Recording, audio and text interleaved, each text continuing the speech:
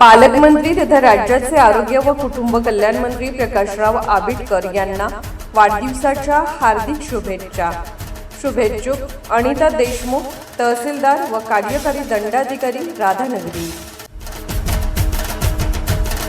कोल्हापूर जिल्ह्यातील अनेक गावांची जीवनवाहिनी असलेल्या दूधगंगा नदीसमोर प्रदूषणाचे गंभीर संकट उभे ठाकले आहे। नदीकाठावरील अनेक गावांमधून सांडपाणी, मैला मिश्रित पाणी आणि घरगुती कचरा थेट नदीपात्रात सोडला जात असल्याने नदीचे पाणी दूषित होत असून पर्यावरणाचा समतोल धोक्यात आला आहे। त्यातच नदीकिनारी मोठ्या प्रमाणावर प्लास्टिकच्या बाटल्या, पिशव्या व इतर टाकाऊ वस्तूंचे ढीग साचल्याने नदीचे नैसर्गिक प्रवाह मार्ग बाधित होत आहेत। स्थानिकांच्या म्हणण्यानुसार गेल्या काही वर्षात नदीकाठावरील गावांची लोकसंख्या वाढली असली तरी सांडपाणी व्यवस्थापनासाठी आवश्यक उपाययोजना करण्यात आलेल्या नाहीत। परिणामी गावातील सांडपाणी थेट नदीत मिसळत आहे। यामुळे नदीतील जलचरांवर परिणाम होत असून पाण्याच्या गुणवत्तेतही मोठी घट झाली आहे। नदीपात्रात मोठ्या प्रमाणावर गाळ साचल्याने नदीची वाहन क्षमता कमी होत आहे।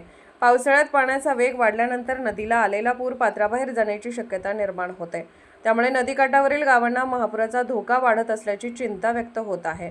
यावर उपाय म्हणून नदीतील गाळ तातडीने काढण्याची मागणी नागरिकांकडून होत आहे। दरम्यान नदीकिनारी अनेक ठिकाणी प्लास्टिक कचऱ्याचे ढीग दिसून येत आहेत। स्वच्छ भारत अभियान आणि पर्यावरण संवर्धनाच्या घोषणा केवळ कागदावरच राहिल्या असल्याचे चित्र पाहायला मिळत आहे। नदीकाठावरील ग्रामपंचायतींनी संयुक्तपणे विशेष स्वच्छता मोहीम राबवून प्लास्टिक मुक्त नदीकिनारा निर्माण करण्याची गरज व्यक्त केली जात आहे। पर्यावरण प्रेमींच्या मते नदी वाचवण्यासाठी सांडपाणी प्रक्रिया प्रकल्प, नियमित गाळ काढणे, प्लास्टिक विरोधी जनजागृती आणि ग्रामपंचायत स्तरावरील स्वच्छता मोहिमा प्रभावीपणे राबवणे आवश्यक आहे। अन्यथा दूधगंगा नदीचे अस्तित्वच धोक्यात येण्याची भीती व्यक्त होत आहे। दूधगंगा नदी ही केवळ पाण्याचा स्रोत नसून हजारो नागरिकांच्या जीवनाशी जोडलेली आहे। प्रदूषण, प्लास्टिक आणि गाळ यांचा वेळीच बंदोबस्त न केल्यास भविष्यात पर्यावरणासह मानवी आरोग्यावरही गंभीर परिणाम होऊ शकतात। त्यामुळे प्रशासन, ग्रामपंचायती आणि नागरिकांनी एकत्रितपणे नदी संवर्धनासाठी पुढाकार घेण्याची गरज निर्माण झाली आहे।